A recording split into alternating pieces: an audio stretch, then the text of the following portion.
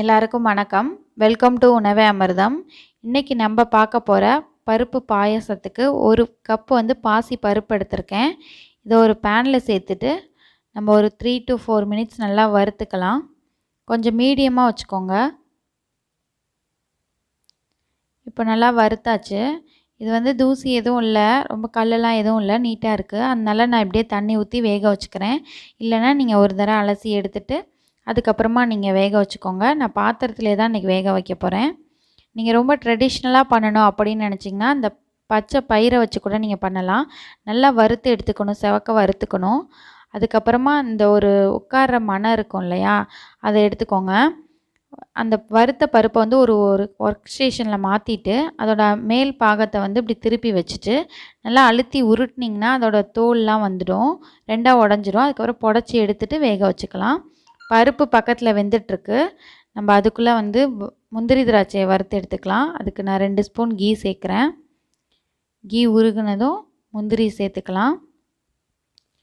முந்திரி செவந்ததும் திராட்சையை சேர்த்துக்கலாம். திராட்சை நல்லா பொன்னிறமானதும் நம்ம ஒரு பிளேட்டுக்கு மாற்றிக்கலாம். அதுக்கப்புறம் ஒரு அரை கப் தேங்காய் நான் குட்டி குட்டியாக கட் பண்ணி வச்சுருக்கேன்.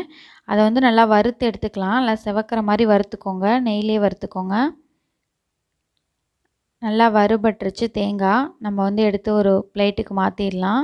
இப்போ அதே பேனில் கீ இருந்துச்சுன்னா எடுத்துட்டு நம்ம அதே பேனில் வெல்லத்தை உருக்கிட்டு வடிகட்டிக்கலாம். அதுக்காக இப்போ நம்ம வெல்லம் கரையிற மாதிரி தண்ணி ஊற்றி மிக்ஸ் பண்ணிக்கலாம். இப்போ நல்லா வெல்லம் கரைஞ்சிருச்சு, பருப்பும் பாதி வெந்துருச்சு. நம்ம வடிகட்டி சேர்த்துக்கலாம். அடுத்து நான் ஒரு தேங்காயை அரைச்சி பால் எடுத்து வச்சுருக்கேன். அதில் செகண்டாக எடுத்த தேங்காய் பாலை ஃபுல்லாக முக்கால்வாசி வெந்துருச்சு. இப்போ நான் சேர்த்துக்கிட்டேன். அடுத்தது ஃபுல்லாக வெந்த உடனே முதல்ல எடுத்து வச்சோம்ல திக்கான பால், அதை சேர்த்துக்கிறோம். இதை சேர்த்தோன்னு ரொம்ப கொதிக்க விட வேண்டாம்.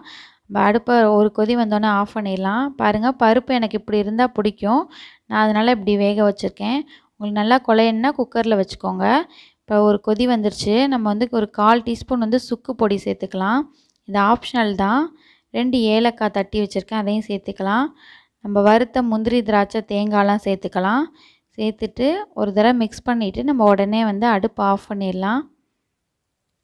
அவ்வளோதான் நம்மளோட பருப்பு பாயாசம். நான் வெல்லம் சேம் குவான்டிட்டி தான் எடுத்தேன், 1 கப்பு. உங்களுக்கு வேணுன்னா இன்னும் கொஞ்சம் அதிகமாக கூட சேர்த்துக்கோங்க. அவ்வளோதான், ரெடி ஆயிடுச்சு நம்மளோட பருப்பு பாயாசம். எல்லாருமே ட்ரை பண்ணி பாருங்கள். ட்ரை பண்ணி பார்த்துட்டு கமெண்ட்டில் சொல்லுங்கள். ரொம்பவே சூப்பராக இருக்கும். உங்களுக்கு இந்த வீடியோ பிடிச்சிருந்தால் லைக் பண்ணுங்கள், ஷேர் பண்ணுங்கள், சப்ஸ்கிரைப் பண்ணுங்கள். தேங்க்யூ.